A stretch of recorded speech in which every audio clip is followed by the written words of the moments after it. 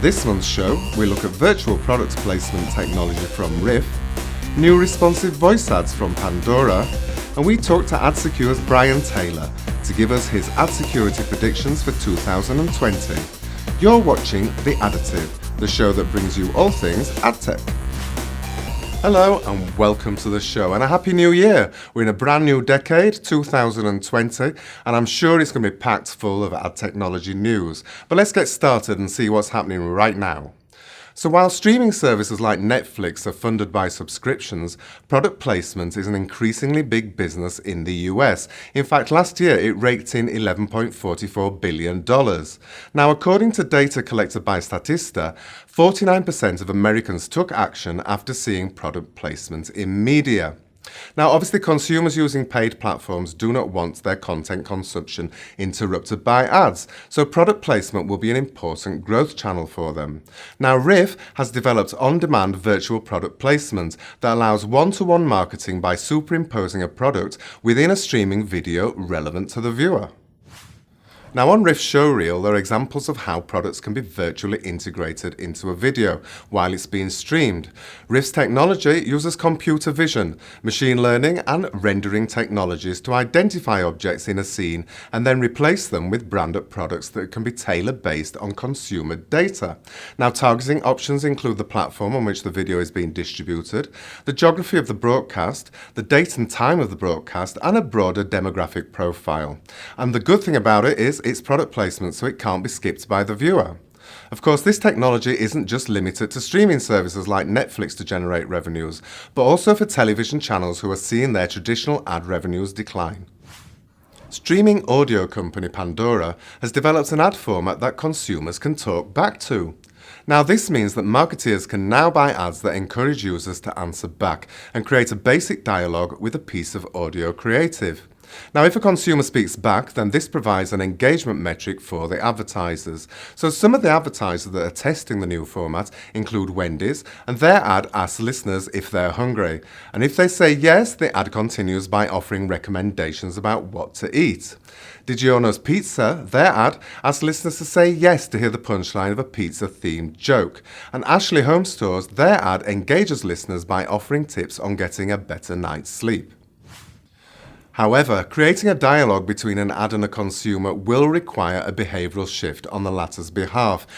For example, if you're listening to radio and streaming ads, that's a passive activity. But now it will become an active one with these ad formats. And Pandora has tried several different voice formats to find that the more complicated voice prompts do confuse and overwhelm consumers. So it'll be interesting to see how this format develops. So as soon as new ad technologies are released, cybercriminals are tech-savvy enough to find ways of exploiting end users. For example, the Pandora voice ads could be used by bad actors to fool users into vocally agreeing to accept something which leads to a takeover of their device. So that's why we've invited AdSecure's Bryan Taylor to give us some insights for his ad security predictions for 2020 regarding new ad technologies. Hi Bryan, welcome back. Thanks, Giles. Nice to be here. So let's get started, because I've been reading a lot about augmented reality recently, particularly like ad formats for them. So do you see any threats there? Yeah, absolutely. It's something that AR certainly isn't a new thing by any means, but augmented reality ads are becoming more and more popular. And you're starting to see more of an explosion happening in popularity with this. You know, you're seeing already the idea of AR and augmented reality sort of environments being adopted by things like Snapchat in terms of the social media world, Instagram. I think Facebook is now starting to get in on the act. And you'll see it in gaming as well. The best example of this is the big explosion, the massive success of Pokemon Go for Nintendo a few years ago. And that kind of was the key up until recently, was that in order to have an AR experience, the user had to have a specific app involved, or it had to kind of happen via an app, exactly. With the emergence of Web AR, that's all changed though. Web AR is a technology that allows users to have augmented reality experiences directly via their browsers. So it's a really great new opportunity for digital marketers and for the advertising ecosystem in terms of being able to bring really immersive experiences for users. There's really high click-through rates when you do see these ads. There's some real tremendous successes out there. IKEA has used it recently. Absolute Vodka, we see it a lot with the car industry as well. But the thing with that, and the fact that there is so much immersion there, is that web AR ads are usually delivered, or web AR experiences in general, are usually delivered via URLs, very similar to many traditional digital advertising situations. So there's absolutely the possibility that a threat actor could hijack let's say a call to action button, or the landing page where a user would click through to accept a special offer, and they're actually redirected to a phishing site where their details could be harvested, their financial and personal information, or they're sent to a malicious page.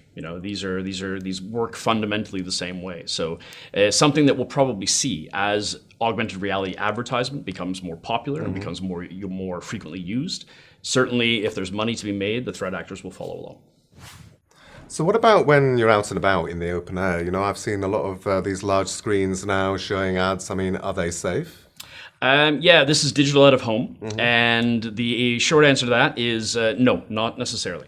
With these sort of large screens, of course, we're all used to them. If you live in major cities in particular, they're getting more and more immersive and interactive. And yeah, you get used to see them all over the place. Bus stations as well. Yeah, exactly. Bus stations, on bus shelters, and this and that. The thing with these is that the trend is actually moving towards programmatic ad delivery. So actually seeing the content delivered programmatically. And what we know from the programmatic space in digital advertising already is that it's quite chaotic and it's quite difficult to control where the demand is coming from. So as you move into a trend towards programmatic delivery in the out-of-home space, what you're going to see is, and what you will likely have examples of happening, and or we already see these in certain cases, are these terminals and these screens being hijacked for other reasons. Now, the motive might be different. The motive with a lot of digital advertising attacks on websites and web-based sort of things is primarily profit. Whereas this is more likely going to be something where it could be a subversive political message, or it could be the equivalent of trolling, where you have somebody who's putting up, let's say, some adult content or not safe for work content, or not safe for out of home for that matter content, for the fun of it, for the lols, as they say, and that's probably more likely what you're going to see. The motives will be different, but the attempts and the possibility of it is very present. So a few shows ago, we talked about Roku TV, because they've just bought an ad network. So obviously this is a trend as well, for connected TV. But obviously, I mean, that could be attacked, and also, is that a secure place to show ads as well? Yeah, it's entirely possible that you could see this. As more and more users kind of drift away from traditional broadcast television. I know personally I haven't watched an actual network television show or any kind of broadcast TV in about 3 or 4 years. I think it was the last time I watched something like that. And they move towards streaming platforms to be able to watch what they want and when they want and have a more curated sort of experience. You are starting to see the streaming platforms really answer with a lot more monetization. And this is where you get things like addressable TV and connected TV, where you can actually have highly contextualized advertising that's targeted to their specific user segmentations. And again, it's all web-based, so it functions very much, in a lot of cases, very much the same as a script for a banner or an ad or a native widget or a landing page URL, these sorts of things. And entirely possible that they could be hijacked and used and exploited the exact same way. So as this grows and as you see more monetization happening on these streaming platforms, it's entirely, I would say it's not a question of if, it's a question of when.